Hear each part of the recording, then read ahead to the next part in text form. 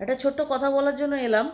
ভিডিওটা করার অবস্থায় আমি নেই এই মুহূর্তে, তবুও করছি তোমাদেরকে একটুখানি মানে সচেতন করার জন্য যে কেউ যদি পেলভিকের সমস্যায় ভোগো আমার মতো, তাহলে সেটার চিকিৎসা কিন্তু গোড়ার থেকেই করো এবং সঠিকভাবে সঠিক ডাক্তারের পরামর্শ মেনে করো।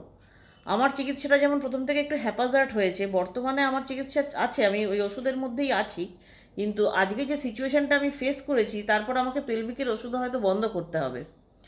তো যাই হোক, পুরো ঘটনাটা গুছিয়ে সবিস্তারে একটা ভিডিওতে বলবো।